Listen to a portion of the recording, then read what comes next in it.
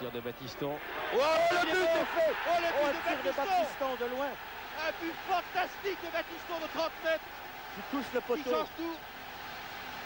Attention, Giresse, but. But de Giresse. Tout en finesse. À la Giresse. Zidane. Allez, 3 contre 3 si Panucci ne revient pas. Ouh là là, Zidane qui va le redonner à Dugarry dans la surface. Frappe et but. Oh, quel but. Super, là là, quel but de Christophe Dugarry. 3-0 pour Bordeaux. Impeccablement mis en place, Regardez ça. Tout a une touche de balle avec Milton. Pour l'instant, et c'est le 3-0. C'est exceptionnel. La qualité des Girondins de Bordeaux. Lilian Lasland met Marseille KO. Mais sur le deuxième ballon, ils sont là, avec Chalmé, avec Gourcuff, deux fois.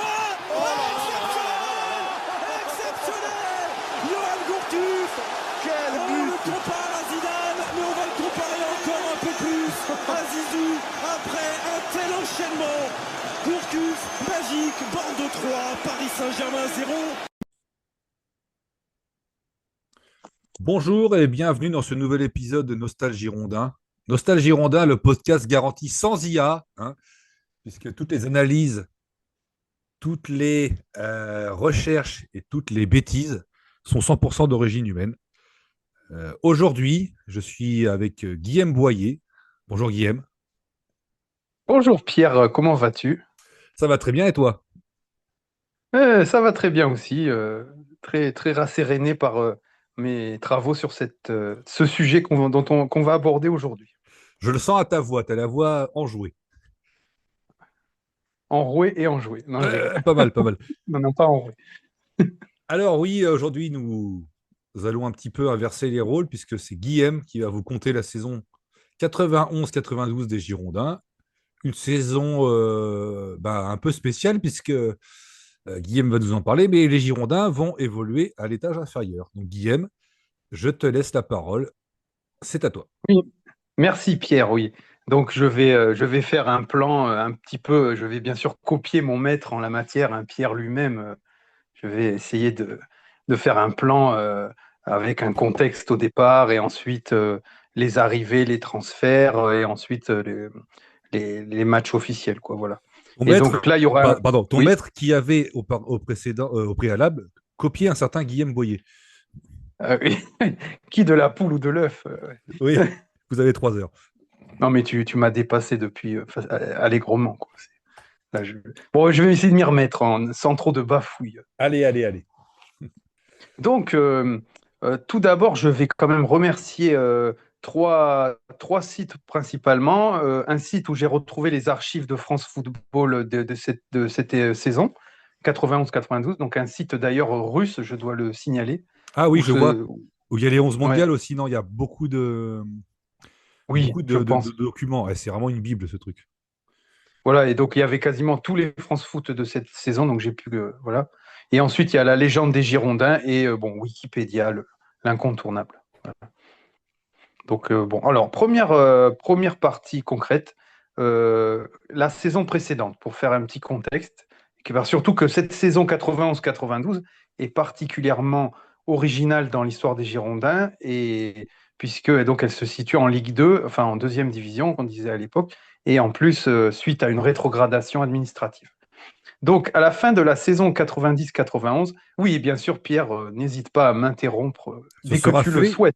Ce sera fait dûment. Très bien.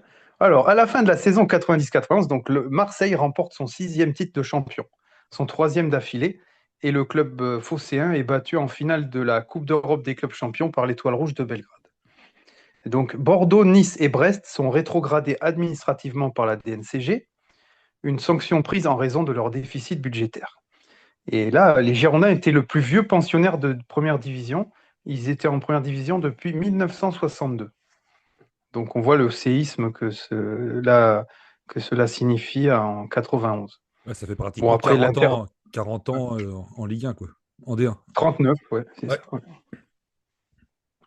Ouais, voilà. Bon, alors après, la Coupe de l'UEFA est remportée en 91 par l'Inter de Milan et Manchester United remporte la coupe des vainqueurs de coupe. Mais bon, ça c'est. Donc ensuite, il y a donc comment commencer Oui, bon là, à la fin des années 80, au début des années 90, bien sûr, je ne vais pas manquer de respect aux téléspectateurs aux auditeurs, pardon, en leur disant que Bordeaux c'était le club phare de cette époque en France. Voilà. Et il avait succédé à Saint-Étienne, en gros, au sommet du foot français. Et donc, en 90-91, il y avait 4 entraîneurs aux Girondins, notamment Raymond Goethals, Garner Tror et Gérard Gilly. Donc, il y avait eu beaucoup de soucis administratifs et financiers. Les joueurs n'ont pas toujours été rémunérés. Ils n'ont pas touché tout leur salaire. Le président Claude Bèze a été inculpé pour escroquerie et abus de confiance fin 1990. Donc, lui qui avait mené les Girondins au sommet, comme tu nous l'as raconté lors des précédents podcasts. Et bon, alors on peut parler des nouveaux qui ont pris la suite. Donc, il y avait Jean-Didier Lange, un conseiller fiscal, et avec d'autres personnes de Bordeaux, en avril 91, ils se sont rassemblés pour sauver le club. Donc, il y avait Jean-Louis Triot, futur président, aussi des gens comme Philippe Charon, des négociants en vin comme Eugène Raoux et Didier Vitrac, l'assureur Franck Allard, Jean-Jacques Lollet, Jean-Michel Caz, pardon d'être un peu long. Pas de problème, c'est exhaustif. Oui, pas tout, non, j'ai pas une dizaine, mais ouais. Donc, ils ont réussi à trouver 20 millions de francs, donc 3 millions d'euros. Et une question, Guillaume, est-ce que tu oui. sais pourquoi le club avait eu des soucis financiers lors des saisons précédentes? Donc, il a présenté à la DNCG des comptes en déficit, donc les recettes inférieures aux dépenses. Il y avait un train de vie au niveau salarial des joueurs très élevé, une baisse des recettes parce que les résultats étaient moins bons. Et par contre, ensuite, non, je ne sais pas exactement dans le détail les raisons du déficit. Il me semble que c'est, comme tu l'as dit, un train de vie trop élevé par rapport aux ressources et les revenus du club. C'est-à-dire qu'on est resté sur la politique de salaire du milieu des années 80, en donnant des gros salaires aux joueurs, mais les résultats ne suivaient pas. Et j'ai l'impression que les joueurs aussi étaient un peu moins, je ne vais pas dire bons, mais un peu moins réputés que les joueurs qui avaient quitté les Girondins. Donc ça marche un moment où tu remplaces une star par une autre et tu ne peux pas toujours faire le bon choix. Et je pense qu'il y a eu des erreurs de casting aussi et des joueurs dont on a surévalué l'apport. Oui, tout à fait. Je crois que tu touches des choses qui ont été effectivement les problèmes de ce moment-là. Et en 91, Donc là, ouais. Bordeaux finit 10e. C'est loin des premières et deuxièmes places du milieu des années 80. Et il me semble que 2 saisons avant, en 89, ils finissent 13e. Donc c'était vraiment... c'est dingue de voir un club qui passe de premier en 87 à 13e en 89. Quoi. C'est vraiment une chute vertigineuse. Quoi. Ouais. Ben là, oui, je vais venir après sur la saison, justement, Pardon. de la saison. Non, mais j'ai pas tout ce que tu as dit là, je vais pas le répéter. C'est bien que tu l'aies signalé. Mais quand même, tu vas voir l'équipe qu'il y avait, c'est toute proportion gardée, parce qu'il y avait quand même une sacrée armada en 91. Et alors donc, bon, Bordeaux, il y a eu la liquidation du club le 15 mai 91. Le 5 juillet, c'est définitivement condamnation à la rétrogradation en deuxième division, donc quelques jours avant la reprise du championnat. Et donc, 12 juillet, au Conseil d'État, comme quand on est descendu en deuxième division, là, il y a 3 ans, en National 2. C'était pareil, Conseil d'État, etc., pour essayer de pouvoir rester en Division 2. Enfin, bon. Rien de nouveau. Finalement, ouais, voilà. Sauf que bon, tu veux voir les effectifs, si ça n'avait rien à voir avec ce qu'on a vécu il y a 3 ans. Bon. Oui, c'est. Non. Et alors, donc, il y a une nouvelle société qui a été créée en 91, Société anonyme à objet sportif. Et donc, c'est l'association Girondins de Bordeaux, hein, comme ce qui s'est passé là dernièrement, qui possède la SAOS. Et donc, c'est Alain Flelou qui va être un des présidents à ce moment-là. Il y aura eu beaucoup de présidents, il n'y a pas que lui, il y a plusieurs personnes qui vont se succéder. Donc, Alain Flelou, qui est opticien, qui a fait fortune dans l'optique et qui a ouvert son premier commerce en 72 au Bouscat, qui était un grand supporter de Bordeaux. Très bien. Voilà. Et alors, donc, bon, là, on vient au sportif. Donc, la deuxième division, oui, alors je vais revenir après à la première division. Pardon, je fais un détour par la deuxième division. Donc, il y a 36 équipes en 91-92 dans 2 groupes. Donc, le premier de chaque groupe monte et les deuxième et troisième de chaque groupe s'affrontent en barrage sur un match. Les 2 vainqueurs s'affrontent en match aller-retour, juste pour avoir le titre de champion de deuxième division, qui n'est juste un prestige qui fera joli dans l'armoire à trophées. Surtout que pour Bordeaux, pas tellement, mais quand on est un club qui n'a pas beaucoup de palmarès, c'est toujours bien. Mais bon, Bordeaux, voilà, on verra s'ils vont le gagner ou pas. Bon. Donc, le vainqueur de ces barrages, donc les deuxième et troisième, affronte le 18e de première division en match aller-retour. Bon, voilà. Alors, les Girondins, donc, lors de la saison 91-92, sont entraînés par Gernot Rohr, donc une légende du club, l'ancien défenseur, qui a déjà été entraîneur la saison d'avant. Alors, l'équipe de Bordeaux. Donc, les départs de cette équipe. Donc oui, tu disais, ils ont terminé 10e, mais ils ont manqué de peu la qualification en Coupe d'Europe. En fait, à la dernière journée, ils ont été volés à Lyon. Ils ont perdu le match. C'est un vol, hein, d'après les commentaires de Oh, l'époque. bah, dis donc, un vol à Lyon. Oh, ça Et annonçait donc, en gros, s'ils avaient gagné, voilà. S'ils avaient gagné, on était européens. Donc bon, ça vraiment tempère un D'accord. peu la. Ouais. J'ai pas C'est regardé tout le ce qui est. détail C'est vrai. de Ouais. la saison. J'avais l'impression qu'on était plutôt loin. Une 10e Ben place, non, t'as l'impression apparemment. que tu es loin Ouais. de. Ben non, non, en fait, on rate à la dernière journée, on finit 10e, mais on pouvait être européen et on aurait dû, apparemment, d'après les commentaires. Ah oui, t'as Si vu, tu... entre Ouais. entre le 6e et le 10e, il y a 2 points. Et entre le 4e et le 10e, il y a 4 points. C'est très peu. Hein. Ouais, donc et apparemment, là, ouais, il y a des interviews ouais, qui disent qu'on a été. Donc, on avait quand même terminé 2e en 90 hein, et on avait raté de peu le titre. Donc, on était quand même bien à l'époque. Voilà, la plupart des joueurs internationaux français jouaient en France. Hein, bien sûr, c'était avant l'ère Bosman. Mm. Alors, attention, en 91, qui est parti qui nous quitte à la fin de la saison 90-91 Donc, Joseph-Antoine Bell dans les buts, donc titre international camerounais. Il a fait 85 matchs avec Bordeaux et il part à Saint-Étienne. Jean-Marc Ferreri, international offensif, présent depuis 86, donc une star de l'époque. Il part à la J Auxerre, son club formateur, où il gagnera 50% de moins qu'à Bordeaux. Mais bon, il restera en première division. Il n'a pas été payé à tous les mois, voilà, comme les autres joueurs d'ailleurs, lors de son passage, lors de sa dernière saison à Bordeaux. Alors, Jean-Philippe Durand, milieu de terrain international, quitte Bordeaux pour l'Olympique de Marseille.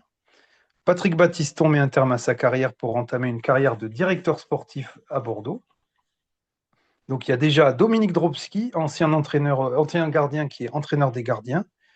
Gernot Rohr, qui est donc entraîneur de l'équipe Fagnon, et Marius Trésor, entraîneur des jeunes. Et donc Battiston quittera le club 32 ans plus tard, fin 2024, suite au plan social qui a frappé des dizaines, si ce n'est plus peut-être, de personnes. Voilà. Bon, que dire d'autre? Bon, voilà, hein, il aura fait de 83 à 2024, Patrick Battiston aura été au Girondins. Voilà. Impressionnant. Et on peut aussi parler de ces joueurs, je ne sais pas s'ils sont réputés, mais Wim Kieft, c'est un nom, Patrick Vervoort, le Belge, et Didier Deschamps. Enfin, je ne sais pas, peut-être que tu voulais en parler. Oui, oui, tout à fait. Ah, pardon. Patrick Ouais. Vervoort, Ouais. milieu international belge, quitte le club après une saison pour rejoindre la Serie A à Scoli. Tout à fait. Ouais. Bon, Touvenel, bien sûr, latéral droit international, Jean-Christophe, donc de son prénom, champion olympique en 84, présent depuis 1979, part finir sa carrière au Havre, enfin poursuivre sa fin de carrière au Havre plutôt. Pardon. Donc Deschamps, bien sûr, Didier Deschamps, très très bon joueur déjà à l'époque. Il retourna en Provence à Marseille après une saison en prêt. Et donc, Il aura fait beaucoup de matchs la dernière saison. On avait Willem Kieft aussi, comme tu as dit, international néerlandais, vainqueur de championnat hollandais, de Coupe d'Europe et de l'Euro 88. Voilà, il retourne au PSV. Donc c'était considéré comme le second derrière Van Basten, quoi, un peu le joueur qui était éclipsé par Van Basten. Ah oui. Donc, c'était pas voilà, rien. après il y a aussi. Ah oui, voilà, il faut imaginer à l'époque, quoi. C'était comme les joueurs qui jouaient à Bordeaux, quoi. Mais c'est vrai que c'est pas un nom qui me parlait beaucoup parce que c'est pas une saison que j'ai forcément connue. Et je me demandais ce qu'il avait dans le ventre, Kieft. Ah oui, c'était un international, hein, donc il était derrière Van Basten, quoi. C'est comme. Ouais. Ouais. Mais tu vois, à Bordeaux, par exemple, il marque 3 buts en 90-91. Voilà, il n'a pas fait un bon Ouais. parcours, enfin une bonne. Ouais. Enfin, relativement, quoi. Il n'a pas été étincelant. Ouais. Non. Alors, ensuite, on a Ben Mabrouk, un milieu de terrain international algérien qui part à Lyon. Et donc, bon, là, je passe à l'effectif de la saison en deuxième division. Donc, on a Philippe Sens dans les buts en doublure, qui restera deuxième gardien. On a Gaëtan Huard qui arrive de Marseille, qui était à l'époque un des meilleurs gardiens français, mais qui avait été blessé, qui avait perdu sa place, donc il revient à Bordeaux pour essayer d'être titulaire et puis avec des grandes ambitions, comme on le verra dans un interview un peu après. Un interview prémonitoire, d'ailleurs. Donc, défenseur, donc Jean-Luc Dogon, présent depuis 1989. Bon, je vais vite, hein, après, si tu veux parler, tu peux. Ouais. Donc, Didier Sénac, 32 ans, champion olympique 1984, présent depuis 87. Très bon, voilà. Le Réunionnais natif de Saint-Louis, Jean-Pierre Bade, qui fait sa deuxième saison. Vicente Lizarazu, prometteur arrière latéral gauche, qui voulait partir, mais qu'on a un peu motivé à rester une saison pour essayer de remonter immédiatement. Voilà. Donc Bernard Jiménez, qui a joué son premier match au Girondins, son club formateur, en juin 83, à 17 ans. Donc il a toujours été au club. Il a fait toute l'épopée des Girondins, mais bon, là, il va être un peu plus titulaire. Voilà. Côté arrivée, on a Patrice Lestage en défense. Il arrive de Toulouse, avec lequel il a éliminé Naples de Maradona en 87. Donc il est décédé en 2010 au Bouscat d'ailleurs, monsieur Lestage. On a aussi Michel Milojevic, franco-yougoslave arrivé de Brest-Armorique, qui a été rétrogradé aussi administrativement. On a aussi Philippe Rachke, qui arrive de l'AS Monaco. On a au milieu, on a Stéphane Planck qui reste à Bordeaux. Et sinon, on a comme arrivé Pascal Monbrun de Toulouse et aussi de Toulouse Jean-Michel Lavaux, des joueurs de complément. Et on a aussi, bien sûr, Thierry Fernier qui arrive de Nantes et qui était surtout connu à Sochaux et qui va faire beaucoup de bien à Bordeaux cette saison. Oh là là, je spoil. Ouais. Là, Du calme. voilà. Alors, et en attaque, on a Dugarry qui reste à Bordeaux, un jeune. On a Arnor Gudjohnsen, international islandais, qui reste. Et le on a père Philippe de Farban. Eidur Gudjohnsen.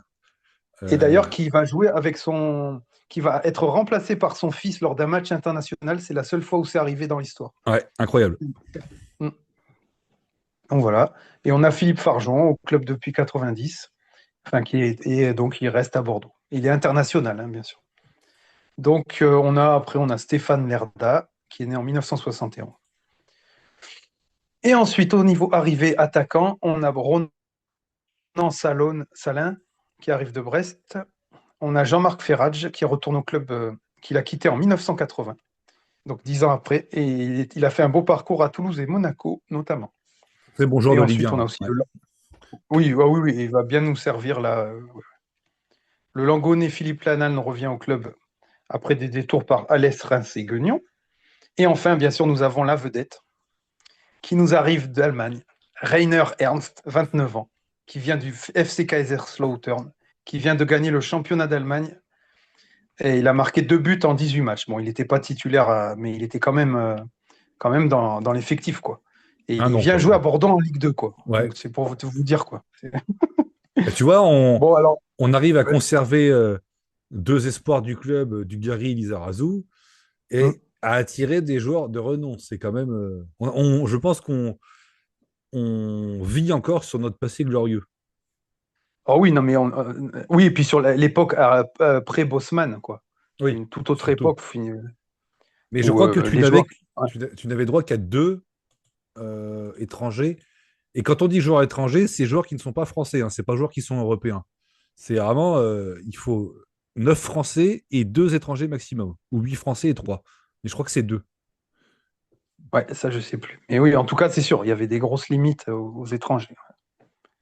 Bon, alors ensuite, Rainer Ernst, c'est en fait une star de l'Allemagne de l'Est. Il a été 10 fois champion de RDA avec le BFC Dynamo Berlin entre 1979 et 1990. Donc voilà, c'est un des plus meilleurs joueurs est-allemands. Il avait 56 sélections et 20 buts quand il est arrivé à Bordeaux. Donc voilà. Et donc c'est la chute du mur de Berlin qui fait qu'il va pouvoir jouer hors de son ancien pays, qui n'existe plus. Voilà. Alors, ça y est, on passe au match, Pierre. Allez, passons à Soyons cette fous. magnifique saison. Et oui, donc le 5 juillet, Bordeaux apprend qu'il jouera en. Non, le 12 juillet, pardon. Bordeaux apprend qu'il va jouer en deuxième division. Et le 20 juillet, une semaine après, un peu plus, Bordeaux fait sa première journée au Parc Lescure devant 14 000 personnes. Donc c'est pas mal, mais quand on voit qu'en Ligue 2, des fois, il y a 11 000 personnes, en National 2, cette saison, il y a des fois 11 000 personnes, on voit qu'à l'époque, il fallait vraiment du clinquant pour attirer le public, quoi. Je Même veux pas si, spoiler, Guillaume, mais il semblerait qu'il soit possible de créer une équipe avec de bonnes idées en peu de temps et que ça se passe bien. Bah, j'ai là, je crois l'impression. que tu touches un point sensible. Ouais. Je sais pas, mais c'est juste C'est une c'est un petite peu ça. réflexion. Après, vu les joueurs qu'il y a, ouais, c'est sûr que c'est plus simple aussi. Mais est-ce que les joueurs sont venus en sachant que Bordeaux allait évoluer en deuxième division, ou est-ce qu'ils sont venus en espérant évoluer en D1? Ben, alors ça, je ne saurais te dire. Je n'ai pas trouvé les dates des mutations, des transferts. Ouais. Ouais. Est-ce que c'était avant le 12 juillet ou après? Je pense De toute qu'ils se façon, doutaient qu'ils pourraient jouer oui, en deuxième il y division. avait une menace, oui. Largement. Grosse menace. Oh oui, ouais.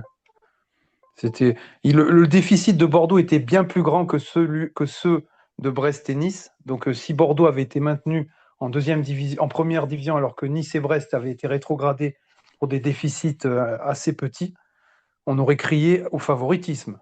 Oui, et d'ailleurs, on peut aussi ajouter qu'il y a Sochaux, Toulouse et Rennes qui sont bien contents de ces trois relégations administratives.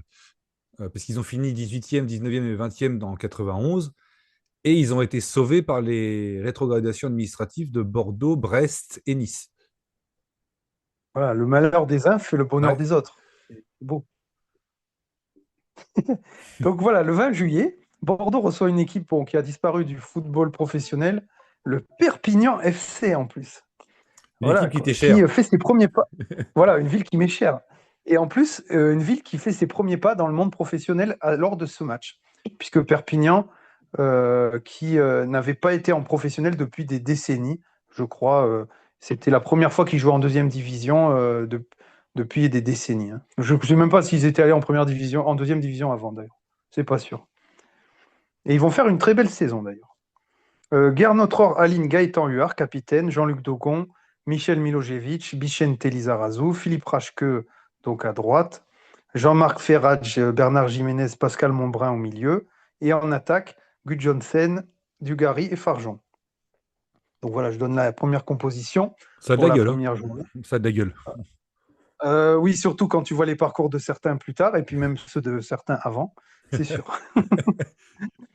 C'est sûr que là, c'est...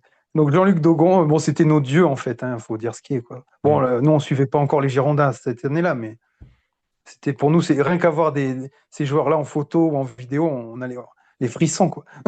Non, mais quand je dis que ça a de la gueule, c'est même quand tu prends des joueurs comme Huard, qui était un des meilleurs gardiens, comme tu l'as dit, de Ligue 1, Jiménez, qui est champion avec Bordeaux 3 fois, Ferrage, excellent joueur de première division, et Farjon, qui est arrivé au Girondin, qui a marqué 15 buts en une demi-saison et puis qui a poursuivi après, qui est devenu international. Donc c'est quand même, ouais, c'est très costaud. Ah ouais, c'est sûr. C'était une époque où le vivier français était très bon comme maintenant, mais il était cantonné un peu à la France, quoi. Donc il partait pas à l'étranger, quoi. Donc forcément, c'est énorme, quoi. Mm. Donc Jean-Luc Dogon ouvre le score à la 30e, mais les Catalans de Jean-Pierre Carayon égalisent 8 minutes plus tard. Mais ce sera Ferrach qui délivrera les locaux à la 84e. Et donc c'est un match qui sera un peu à l'image de la saison, parce que Bordeaux ne va pas survoler survoler ce championnat. Mais bon, ils vont faire, voilà, ils vont faire un excellent parcours, mais ça ne sera pas facile. Les matchs ne seront pas simples, contrairement à une autre équipe. Alors, Lizarazu et Milojevic obtiennent 5 étoiles dans France Football, mais Dugarry rate son match et n'obtient que 2 étoiles. Donc, il faut rappeler, pour ceux qui ne connaissent pas, voilà, tous les semaines, France Football décernait des étoiles à chaque joueur en première et deuxième division, voire en troisième aussi, je ne sais plus. Et, Je ne me souviens plus, mais je crois que les étoiles allaient de 1 à 6. Oui, 6, c'était très rare. Ouais. Et donc, voilà, à l'époque, c'était la Bible que l'on lisait chaque semaine pour connaître les nouveautés du monde. 2 fois par semaine. Oui, 2 fois à partir de 95, non? Ou 94, je ne sais plus. Ouais. Mais c'était 2 fois, c'était pas au début. Au début, c'était pas 2 fois. Alors, une semaine plus tard, le 27 juillet, Bordeaux retrouve une équipe sans Kéor, donc jaune et rouge. Huard et les siens l'emportent 1-0 à Francis Turcan face à Martigues devant un peu plus de 2000 personnes. L'Est-Allemand Ernst fait son apparition aux dépens de Dugarry. Et on retrouve Ali Benarbia dans l'équipe Martégal. Quel joueur. Oui. Ali Benarbia que l'on salue, hein, bien sûr. Ah ben oui, j'espère qu'il nous écoute et qu'il nous en fera un petit like. Donc, le 31 juillet, Bordeaux bat, par la plus petite des marges, le Gazélec d'Ajaccio à l'Escure, devant 15 000 personnes. Donc, dans les buts des Corses, il y a Franck Chaumin, qui sera entraîneur des gardiens à Bordeaux, plus tard. Donc, le 3 août, nous avons déjà un choc. C'est contre le RC Strasbourg. Et il y a 35 000 personnes au stade de la Méno. Et voilà. Et il y a une armada énorme à Strasbourg, dont certains se retrouveront contre Bordeaux, d'ailleurs, quelques années plus tard, en finale de Coupe de la Ligue, qui sera perdue malheureusement pour les Girondins. Donc il y a Franck Leboeuf, Marc Keller, mais également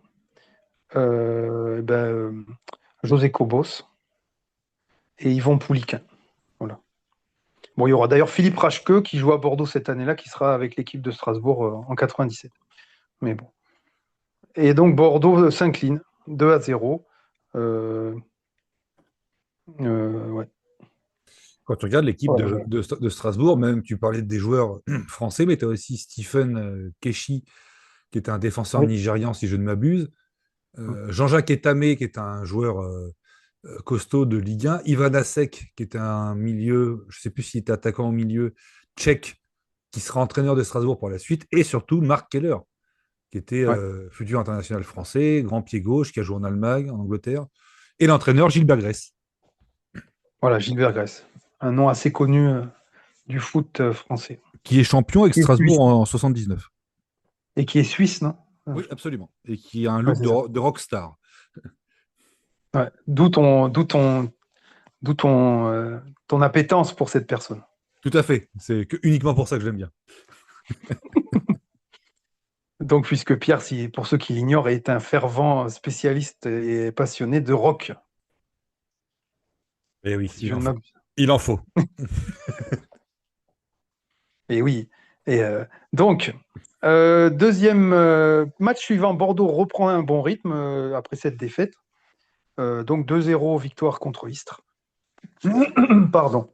Donc chez Istres, on repère la présence de Jean-Marc Channelet, futur Nantais, Christophe Pignol également, futur international et Nantais aussi. Je crois Mais pas qu'il aussi soit international. Frédéric. Je crois pas qu'il est international, Quignol. Il me semble pas. Il n'y a pas une sélection, un truc comme ça? Je sais plus. Bon, ouais, en tout cas, bon, très bon défenseur. Et puis aussi, Mohamed Chaouch et Réginald Drey, des joueurs niçois, bien, enfin, qui feront le bonheur, si on peut dire, de Nice, mais à l'époque, Nice trust les places de relégation, donc c'est peut-être pas des bons souvenirs. C'est un record Et aussi. donc, Hein. oui, c'est ça, c'est un classement à l'envers, hein, ça vaut le Ouais. coup. Justement, face aux Aiglons, 7 jours plus tard, Bordeaux gagne 3-1 au Stade du Ré devant 4522 personnes. Et les affluences, c'est à peu près souvent comme ça. Hein, c'est pas des grosses affluences. Doublé de Thierry Fernier et but de Sénac face à une équipe qui compte notamment Louis Gomis, futur Bordelais qui ne laissera pas un grand souvenir à Bordeaux en tant que joueur du moins. Il aura été un peu en difficulté par moment lors de sa présence champion de en France. 96. Il est encore dans l'équipe des champions de France. Donc Pierre, c'est ça? Je me souvenais. Oui, il est champion de France. Bon, ben voilà. Donc arrière droit. Et Éric Roy, qui est à Nice à ce moment-là. Arrière gauche, pardon. Et Éric Roy, donc milieu défensif, on va dire milieu relayeur défensif de Nice, qui sera international. Donc ensuite, Bordeaux fait match nul contre Châteauroux à l'Escure. Et les Indriens marquent à la 90e minute. Et insolite, c'est le milieu berrichon Paniaga qui inscrit les 2 buts de la rencontre. L'un pour et l'autre contre son équipe. Voilà. Bon, alors les buts de Castelroussin sont gardés par Manteau, qui sera aussi entraîneur des gardiens des Girondins entre 2008 et 2017. Franck Manteau. Voilà. Donc Bordeaux, après 7 journées, est deuxième avec 11 points, 5 victoires, un nul et une défaite. Et donc Strasbourg a 1 point de plus et est premier. Donc voilà, très bon début de saison. Et le 28 août, Bordeaux gagne contre Épinal 4-2. Voilà, on commence septembre. Et donc septembre, ça va continuer de la même manière. 2-0 victoire à Grenoble. Ensuite, contre Annecy à l'Escure, il y a Guy Stéphane donc, qui est sur le banc du FC Annecy. Et il y a aussi un ancien Bordelais, Michel Audrin, qui joue à Annecy et qui était entraîneur d'ailleurs de Châteaubriand au début de la saison. C'est vrai. Et qui a été remplacé par l'actuel entraîneur. Voilà. Enfin, qui était d'ailleurs avant aussi entraîneur de Châteaubriand. Et donc, voilà, on bat Annecy. Ensuite, le 21 septembre, on va à Furiani. C'est toujours difficile. Devant 4800 personnes, notre défenseur Milojevic est blessé par un pétard et il quitte le terrain à la 60e. Et donc ça sera l'objet d'une sanction de la Ligue, hein, parce que donc, les Girondins porteront plainte pour ces faits-là. Voilà. Le 28 septembre, qu'est-ce que nous pouvons lire dans Le Match, qui est un bulletin distribué à l'époque par le club au stade avant chaque match? Donc dans ce bulletin, je fais un petit à côté, là on ne parle plus de sportif pour quelques instants.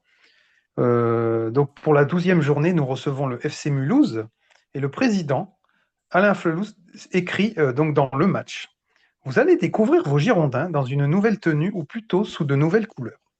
Quand j'ai annoncé ce changement, il y a 2 mois, nous avons eu des réactions souvent positives, parfois négatives, mais ce soir, vous pouvez enfin juger par vous-même. Et donc pourquoi avoir changé? Tout simplement parce que Bordeaux est pratiquement la seule ville au monde qui désigne 3 choses à la fois: une ville, une couleur et le vin. Alors il semble logique que l'équipe des Girondins de Bordeaux joue en Bordeaux. Ce qui fait la tradition du maillot des Girondins, bien sûr, c'est le fameux scapulaire, le chevron, le V sur la poitrine du joueur. Ce symbole, nous l'avons non seulement conservé, mais mis en valeur par la couleur vieil or et par la suppression de tout autre motif, mis à part la présence de nos sponsors, bien évidemment. Donc voilà, bon, Bordeaux qui adopte la couleur Bordeaux pour son maillot lors de cette saison. Voilà, très beau maillot d'ailleurs.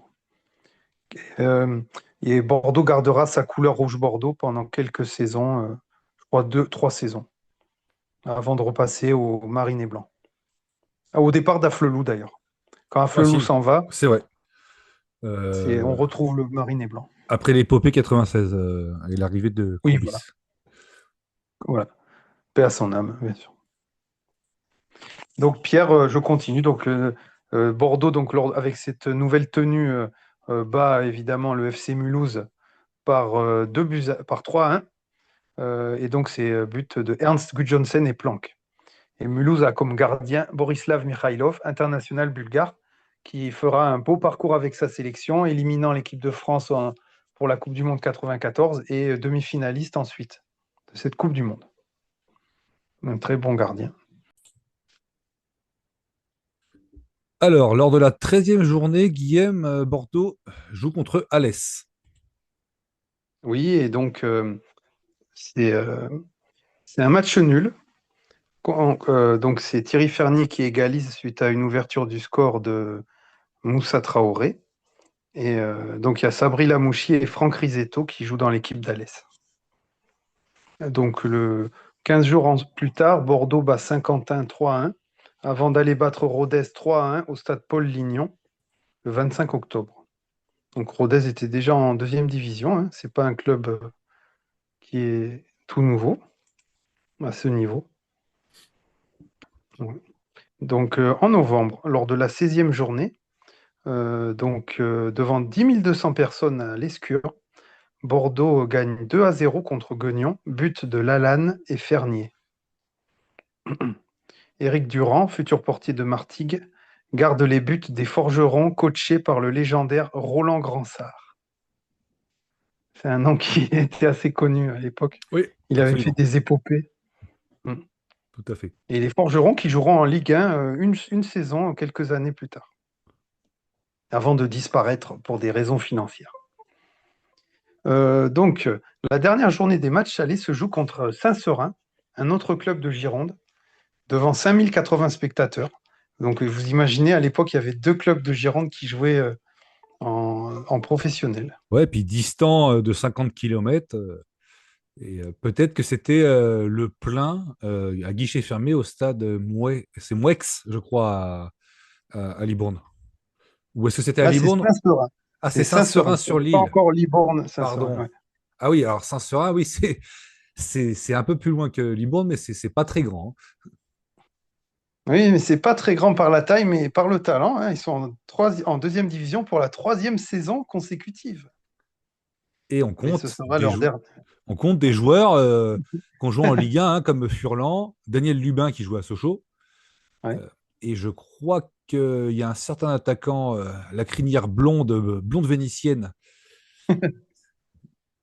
Oui, tout à fait. Lilian Lasland dont tu veux parler. Oui, absolument.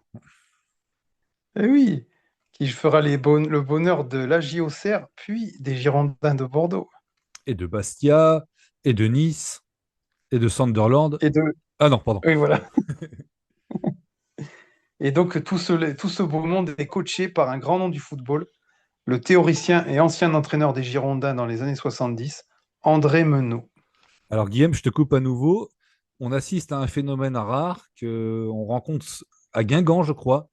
Il y a plus de monde dans le stade que la ville ne compte, enfin que le village ou la ville, je ne sais pas si on peut dire que c'est une ville, je pense que c'est une ville, que la ville ne compte d'habitants.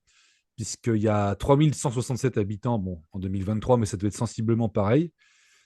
6200 si on compte la population unité urbaine. Donc, c'est intéressant. Ah, c'est fou, hein, ouais. À l'époque, la locomotive girondin de Bordeaux a fait que, je pense, il y avait des clubs girondins qui ont profité aussi de cette euphorie liée aux Girondins, quoi. Et ça, voilà. Et donc les Bordelais, avec aussi Michel Leblaillot, d'ailleurs dans l'équipe de Saint-Seurin, qui est assez connu aussi, qui est quelqu'un qu'on entend parfois dans les médias. Et donc les Bordeaux l'emportent à la 90e minute sur un but de Bernard Jiménez, face à une équipe réduite à 10 depuis la 21e minute. Donc c'était difficile. Et donc, on voit que il n'y a pas beaucoup de succès facile, hein, cette saison. La 18e journée, Bordeaux bat Martigues 2-0, but de Dugarry et Dogon en 2e mi-temps. Et donc, Bordeaux, après 18 journées, est premier avec 31 points, devant le Racing 29 points. 14 matchs victorieux, 3 nuls et 1 défaite pour Bordeaux. plus 22 de différence de but contre plus 34 pour les Alsaciens, qui eux sont plus faciles en général donc, lors de cette saison. Mais qui ont quand même eu du mal à suivre les Girondins avec un rythme comme ça. Donc Istres est 3e et Perpignan 4e. Donc voilà. 8 buts déjà inscrits par Fernier. Et le meilleur buteur après 18 journées, c'est Mohamed Chaouch, donc de Istres. Alors, le 20 novembre, la France affronte l'Islande au Parc des Princes, 3-1, victoire de la France. Et donc, c'est un match de qualification pour l'Euro 92. Donc, il y a Arnor Gudjohnsen qui joue pour l'Islande, qui est très content de jouer contre la France, comme il le raconte dans France Football, puisqu'il avait joué en Belgique pendant longtemps, mais il n'a jamais pu jouer contre la Belgique pendant qu'il était en Belgique. Et là, il est très content de pouvoir jouer en France contre la France avec son équipe nationale. Il le raconte dans une interview. Et donc, quelques jours après, il va marquer un but pour Bordeaux à la 66e minute contre le Gazélec à Ajaccio. Et donc, 2 points de plus pour Bordeaux au classement. Voilà. Alors là, maintenant, on va passer à une petite interview de Gaëtan Huard dans France Football quelques jours après. Parce qu'à l'époque, France Football, donc il y a beaucoup d'interviews de Girondins, puisque ça reste un des plus grands clubs français malgré sa descente en 2e division. Donc Gaëtan Huard parle de Bordeaux comme d'une équipe de devoir, de rigueur. On fait moins d'éclat que Strasbourg, mais on est régulier, surtout à l'extérieur. Puis le journaliste, un brin désagréable, lui rappelle son âge. Il va avoir 30 ans en janvier. N'est-ce pas trop tard pour envisager de nouveaux succès en D1 et en Coupe d'Europe ? Prophétique, Huard répond que les 6-7 années qui viennent, ce seront les plus belles à tous les niveaux. Je veux encore jouer 5 saisons la Coupe d'Europe, sinon ce sera un gros trou dans ma carrière. Donc là, ça annonce les grandes heures de Bordeaux, l'invincibilité pendant 1176 minutes lors de la saison suivante, record qui tient toujours en France. Donc Bordeaux n'a pas encaissé de but pendant plus de 12 matchs, je crois. Enfin, presque 12 matchs. Donc, vous imaginez. Et puis, bien sûr, l'épopée en Coupe de l'UEFA en 96, avec Gaëtan Huard dans les buts, où Bordeaux manquera de remporter le titre en finale. Voilà. Donc, Gaëtan Huard. Donc. Et ensuite, la 20e journée, le 30 novembre, maintenant, c'est Bordeaux qui reçoit le RC Strasbourg. Et là, pour une fois, le parc Lescure est un peu mieux achalandé, avec 30 000 spectateurs. Et donc, il y a Huard, Dogon, Sénac, qui est capitaine, Lizarazu, Fernier, Ferrage, Gimnez, Stéphane Planck, Ernst Gudjohnsen et Dugarry, côté bordelais. Et face à eux, Gilbert Grèce sélectionne Sylvain Sanson dans les buts, Leboeuf, José Cobos, Stéphane Kéchy, Éric Murat, Yvon Pouliquin, Jean-Jacques Etamé, dont tu as parlé, mais aussi Jackie Paillard, Jean-François Perron, Ivan Azek et Marc Keller. Et toutes ces belles personnes n'arriveront pas à marquer de but. Donc 0-0 score final. Donc le mano à mano continue pour être la première place. Et Guillaume, tu noteras, on est la 20e journée, donc déjà au match retour, et on n'est que le 30 novembre. Ouais, c'est ça. Très ramassé. Et oui, puisqu'il y a l'Euro qui approche en fin de saison. Ah, exact. Peut-être c'est pour ça aussi. Ouais. Et les Jeux Olympiques. L'Euro en Suède. Ouais. Les Jeux Olympiques de Barcelone, tout à fait. Et je crois qu'il y a Albertville en 92 en France. 92 ou 94, non? Oui, ou peut-être 92. 94, c'est Lillehammer, mais 92, ça ne concerne pas les footballeurs, donc je ne sais pas pourquoi je dis ça.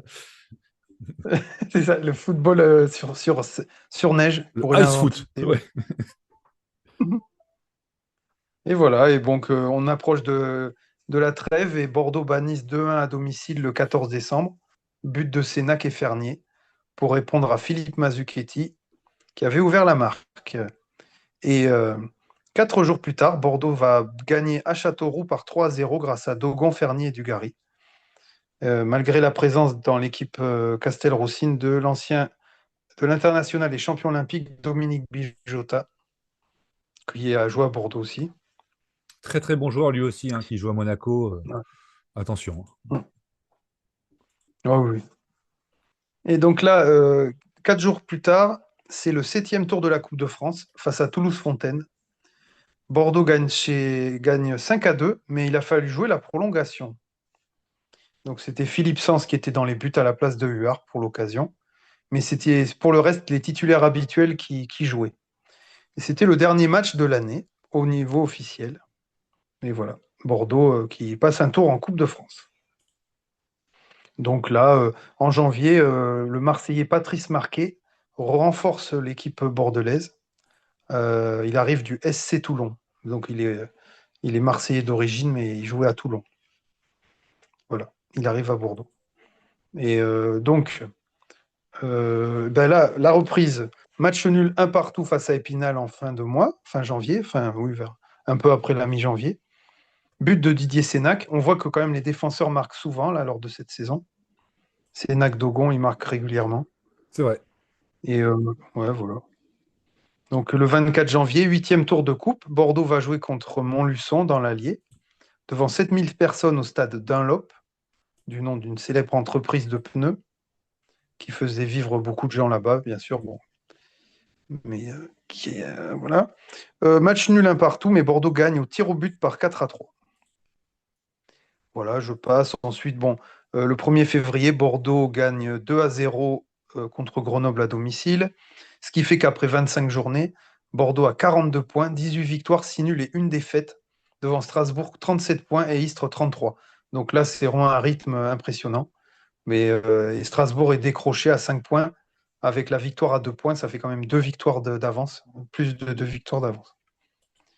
Au niveau du classement des étoiles France Football, Lizarazu est 9e, c'est le premier Bordelais, il a 92 points. Et le classement est mené par le Strasbourgeois Yvon Pouliquin et Leclerc de Perpignan. Et donc on voit que Bordeaux, ça fait pas peut-être des super prestations individuelles ou même collectives, mais tous les matchs, bon, ça passe du bon côté, quoi. C'est solide. C'est clinique, ouais, vraiment. Mais c'est ce qu'on demande. Hein. On Alors, sait, bon, on a toujours ce.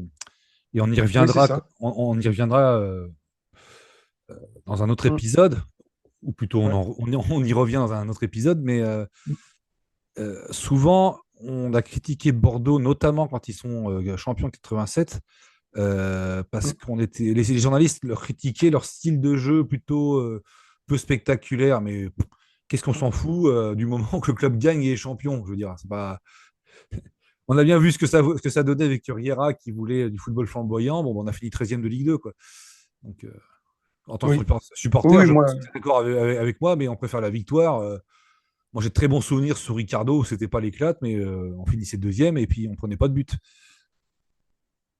c'est vrai que le côté supporter, c'est qu'on met de côté un peu l'esthétique pure au détriment du résultat, parce comme on est passionné, on a envie quand même que notre club gagne avant tout. Donc c'est vrai que tu as raison. Hein, ouais.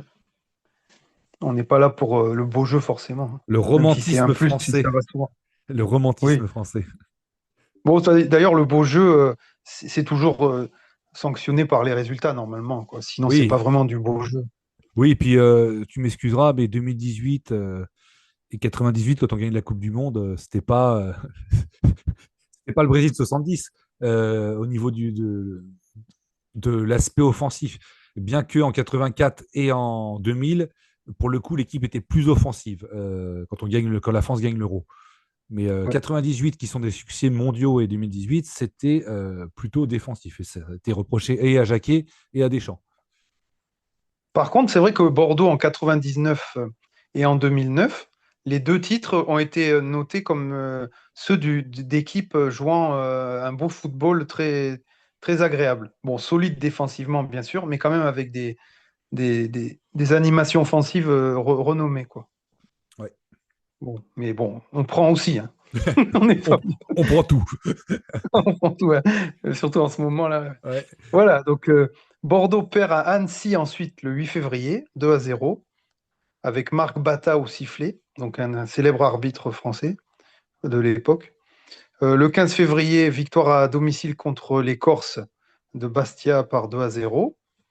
Voilà. Le 21 février, attention, place à la Coupe de France, 32e de finale.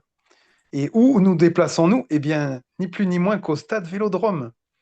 Et oui, devant 15 000 personnes.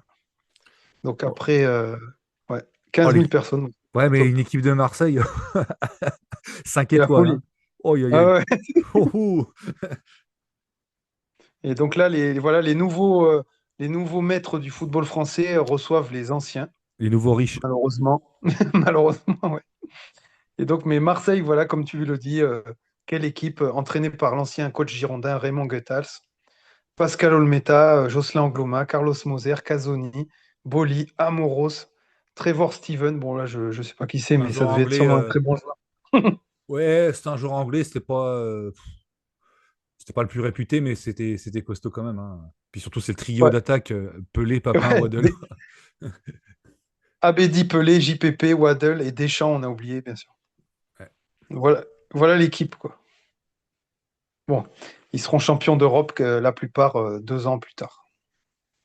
Donc Bordeaux, donc lui aussi a une bonne équipe. Hein. Huard, Dogon, Lizarazu, Lestage, Sénac, Jiménez, Fernier, Planck, Ferrach, Dugarry et Gudjonsen. Et malheureusement, on perd, mais d'un but d'écart, avec Moser qui marque à la 61e. Casoni est expulsé à la 69e pour un deuxième jaune, ce qui peut-être laisse imaginer le contexte du match. Mais bon, j'en sais pas, j'ai pas vu les images. Voilà, bon, Bordeaux est éliminé, malheureusement. Mais enfin, c'est fou quand même quand on voit les équipes ouais, de l'époque en France, quoi. C'était quelque chose. Et voilà, et donc dernier jour du mois, le 29, puisque c'est une année olympique, donc il y a un 29 février cette année-là. Le 29 février 1992, défaite 5-1 des Girondins contre le FC Mulhouse en Alsace. Donc là, c'est le début d'une période un peu dure pour les Girondins. Relativement. Enfin, elle a déjà commencé d'ailleurs. Les défaites, il y a eu un peu plus de défaites là depuis en 92. Le 7 mars, Bordeaux bat Alès 3-0 devant 8000 spectateurs. Ensuite, Bordeaux a 46 points là après ce match et Strasbourg 42. Donc il y a toujours 4 points d'écart. Mais on va encore perdre ensuite 1-0 à Saint-Quentin. Puis match nul contre Rodez 0-0 le 28 mars à la maison. Voilà, donc c'est un peu plus difficile. 32e journée, on s'approche du dénouement. 0-0 contre Guignon. Et là, bon, il reste 2 journées et Bordeaux peut être champion dès la journée suivante. Ou champion, du moins, gagner le groupe B de la deuxième division. Et ce sera le cas. Bordeaux bat Saint-Seurin devant 27 000 personnes à l'Escure. 3-0. Donc triplé de Ernst sur 3 pénaltys. Ça me rappelle un peu ce que tu avais dit lors de la saison. Muller, ouais. Ouais, voilà, Ah, pour le coup, triplé. Ernst, il marque très peu, mais quand il marque, c'est un triplé. Voilà, 3 pénaltys. Donc là, Bordeaux, après 33 journées, a 50 points, 3 de plus que Strasbourg et que Istres. Et donc, d'ailleurs, ils s'étaient affrontés les uns les autres lors de cette journée. Et Istres avait gagné 4-2. Et donc, par ce résultat et suite Bordeaux, la montée est acquise. Ça y est, Bordeaux finira premier à coup sûr. Donc, victoire dans ce groupe B et Bordeaux rejoint l'élite une saison après l'avoir quitté. Voilà, j'espère que tu es satisfait, Pierre, par cette bonne nouvelle que je t'apporte. Je suis surpris, mais pas surpris. Oui, mais tu es content. Je suis content. Est-ce qu'il n'y avait pas, alors, je n'ai peut-être pas écouté, mais il n'y avait pas une Ouais, espèce vas-y. de barrage avec un des premiers relégables de Ligue 1? Alors, si j'en ai parlé au début, effectivement, mais Ah, alors, il y a deux montées directes. C'est les premiers de chaque groupe. Donc, Valenciennes et Bordeaux vont monter à l'issue de la saison en tant que vainqueurs des 2 groupes. ah Mais d'accord. par contre, effectivement, les 2 et 3e de chaque groupe s'affrontent en match aller simple. Et le vainqueur l'équipe vainqueur de ces 4 équipes rencontre le 18e. Tout à fait. Ok. Et donc, Bordeaux bat Perpignan 3-2 à Perpignan lors de la dernière journée. Donc, Bordeaux a 52 points à la fin du championnat, devant Strasbourg et Istres. Bordeaux, meilleure défense sans problème. Et 3e attaque, 55 buts. Voilà, Strasbourg a marqué 20 buts de plus que Bordeaux. Ah oui. Mais bon, Bordeaux a été très solide. Ils Et sont surtout, ouais. pardon, je te coupe, ils sont très très réguliers, Bordeaux, parce que ils sont invaincus à domicile. Ça, c'était une force. Quand tu veux être champion, il ne faut jamais t'incliner à domicile. Ouais. Ils ont 13 victoires, 4 nuls. Ils ont leur défaite évidemment à l'extérieur, mais ils prennent quand même 1,82 points à l'extérieur contre 2,53 à domicile. Et à domicile, ils n'encaissent que 7 buts en 17 matchs.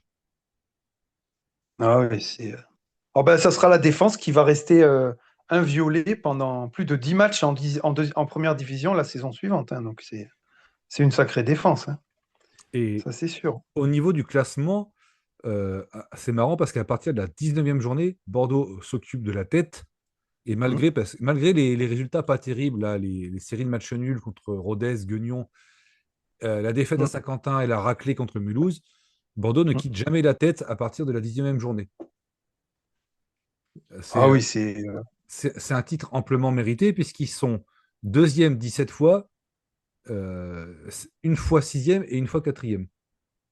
Pardon. Ah oui, non, là, Deuxième 15 fois, pardon, et une fois sixième, une fois quatrième. ah oui, non, c'est sûr, ils ont vraiment, là, ça a été une péripétie administrative, la relégation, qui a été admirablement gérée avec des gens du cru, donc des nouveaux dirigeants supporters des Girondins eux-mêmes et qui étaient là pour le club, et encadrés plutôt avec des joueurs qui étaient dans l'encadrement du club. Voilà, bon, c'est sûr que c'était une autre époque que le foot business et de trading qu'on a avec Gérard Lopez, quoi. Ça, Serais-tu en c'est train de sûr. dire qu'il est possible de descendre et de remonter illico? Bah, la preuve, oui, voilà. Hmm. Ah oui. Bah oui. Ouais, Et parce que Saint-Seurin, malheureusement. Oui, ah, pardon, vas-y. je pensais que c'était Non, non, vas-y. du domaine du rêve et de l'impossible. Bah oui, je pense ouais, qu'on peut optimiser les ressources humaines, ouais. Je pense qu'on peut mieux faire, ouais. À Bordeaux, ouais, ça. Ouais. Et Saint-Seurin termine 16e sur 18. Donc malheureusement, ils vont quitter la deuxième division. Voilà, bon. Victoire, donc nous sommes champions de deuxième division, puisque nous allons battre Valenciennes lors des 2 matchs. Le 25 avril, Bordeaux gagne 4-0 à Bordeaux. But de Dogon, les stages marqués et Ferrage. Et l'équipe entraînée par Francis Merecki, qui fera le bonheur de Guingamp quelques années plus tard, aligne notamment Jacques Glassman, celui qui sera à l'origine de la révélation des méthodes de corruption du président Bernard Tapie quelques années plus tard. Mais aussi le futur Lensois David Régis, solide défenseur, ainsi qu'un futur Strasbourgeois Wilfried Goel. David Voilà. Régis qui était Bon. américain. Ah oui, c'est vrai, il a joué la Coupe du Monde 98, non? Je crois, oui. Oui, Il oui. était, ouais, il était naturalisé américain. Oui, c'est vrai, maintenant que tu le dis, oui. Et donc, le 1er mai, fête du travail, enfin, plutôt journée internationale de lutte des travailleurs, pour reprendre le vocable. Au match retour, Bordeaux s'impose dans le Nord par 3-2. Voilà, très bien. Hop. Champion de deuxième division. Espérons que nous serons champions d'une division avec un 2 aussi cette saison, d'ailleurs, Pierre. Hein. Mhm. Ouais. Bah ouais. Donc, pour finir, les buteurs. Fernier a marqué 14 buts lors de cette saison, dont 11 en championnat. Ensuite, Gudjonsen a marqué 7 buts, tous en championnat. Ernst, 7 buts, dont 7 en championnat. Jean-Luc Dogon, 6 buts, dont 5 en championnat. Dugarry, 5 buts, 4 en championnat. Ferrage, 4 buts. Sénac, 5 buts, dont 3 en championnat. Donc, ça devait être des buts de la tête sur corner, j'imagine. Oui, Même si forte je n'ai pas chance. le détail.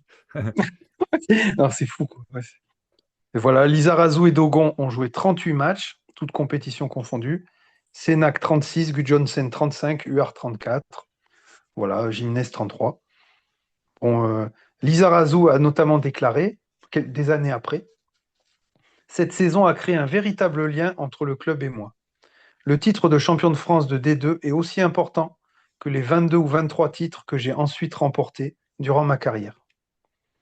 Donc voilà, c'est quand même une saison fondatrice, surtout parce que c'est une renaissance un peu après la catastrophe de l'année d'avant.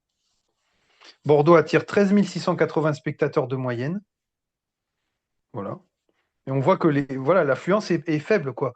Peut-être l'effet Coupe du Monde 98 a été très fort pour que les audiences et le nombre de spectateurs augmentent en France.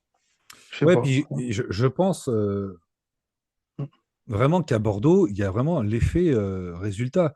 Si le club n'a pas de résultat, les gens ne vont pas au stade. Ouais. Malgré l'engouement qu'il y a maintenant, tu as 10 000 personnes de moyenne en national, mais je me souviens de match de Ligue 1, tu avais 7 000 personnes. Oui, c'est vrai que finalement, c'est étonnant. Il y a plus de monde des fois. Ouais, Et je me souviens qu'on joue contre le Spartak en 99 Mm. et que tu as une chambrée de 17 000 personnes.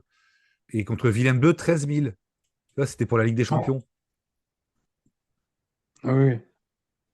Ah, on était tellement exigeants. Ouais. Enfin, Mm. bon, nous, on y allait à tous les matchs, mais Oui, à cette époque-là. c'était pas Mais pareil. oui, oui.